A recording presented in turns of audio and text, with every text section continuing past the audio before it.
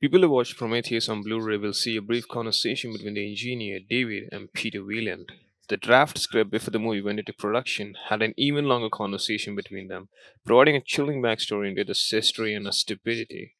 So let's hear the entire conversation from the original draft script, as the one we saw in the Blu-ray was only a subset of it.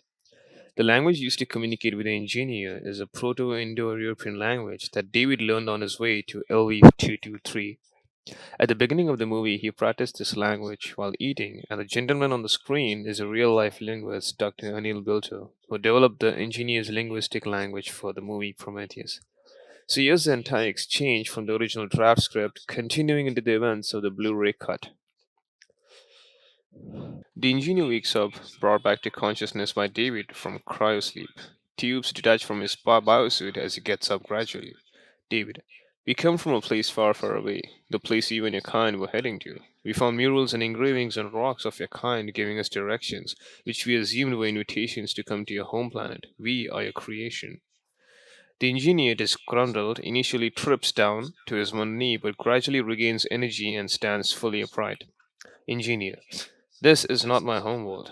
My homeworld is paradise. I did not ask your kind to come here. Why is your presence disturbing my atmosphere? Peter Whelan asks David, what did he say? David, who is actually sinister and twisted, somehow withholds the full information of the translation and instead translates to Wayland, why are we here? Wayland, tell him I came for answers. Ask him why they created us, what is our purpose, and where did we come from. Ask him, David. Ask him. David then translates, we wish to know why you created life on our planet. Why did you create us, and what was our sole purpose? The engineer struggles to converse fluently as he breathes heavily. Somebody must follow Andrew Tate here. The engineers can live up to 1,000 years, but apparently gossiping and talking can take centuries of their lives. Well, this is a deep and metaphorical concept. The engineer continues, many worlds have been crafted by the hands of our fathers, through the blood of our Lord. Yours was the only one that was successful. The star child of the universe. Yours is the only star child like our homeworld. Dr. Shaw intervenes here, telling David to ask him, where are they from? David translates Shaw's question, and the engineer becomes deeply engrossed, staring at Shaw's body language. Dr. Shaw presses further. What's in his cargo? Why did it kill his people? Wayland, annoyed here, orders his men to silence her. Jackson then strikes her in the abdomen with the butt of his gun, and she collapses in pain, having just undergone a C section to give birth to a beautiful bundle of joy. Despite the pain, Shaw continues, in agony, you made it here, and it was meant for us. Why? I need to know why. What did we do wrong? Why do you hate us? David translates every word Shaw says until Wayland stops him. The engineer, angered by the hostility and display of violence against the defenseless women, snaps in a Shakespearean style with dramatic gestures, delivering a fiery speech. Hate? We gave you this emotion. We gave you all emotions. We had expected more of your evolution. We took care of you, gave you fire, built your structures. We gave you Eden.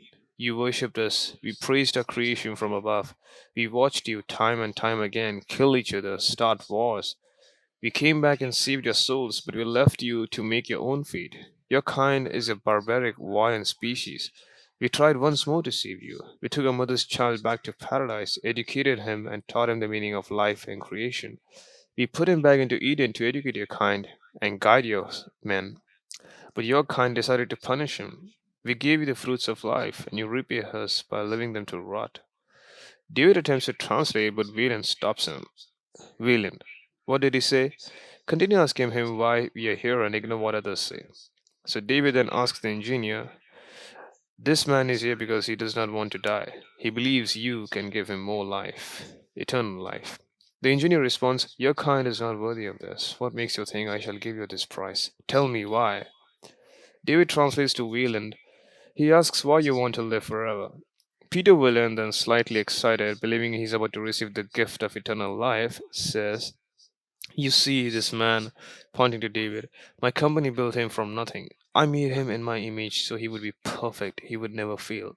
I deserve this because you and I are superiors. We are the creators. We are gods, and gods never die. The engineer examines David very creatively and curiously.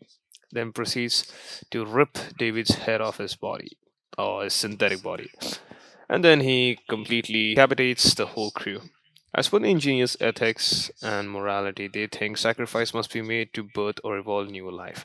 So the engineer refuses to grant Weyland's wish, declaring humanity undeserving. His speech refers to Earth as Eden and mirrors biblical events like the Noah's flood and the humanity's barbaric history.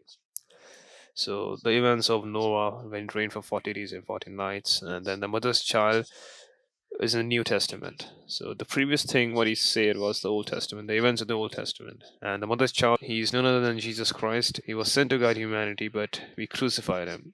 So in response, the engineers developed a virus to eradicate humans and reclaim Earth.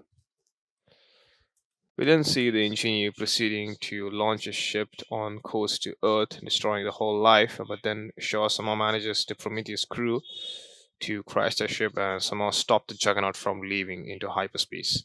The engineer, the 9 feet tall tank, who is physically gifted, I mean, they're really capable of almost every action, he then proceeds to attack Shaw, a woman who is half his size, and he completely manhandles her.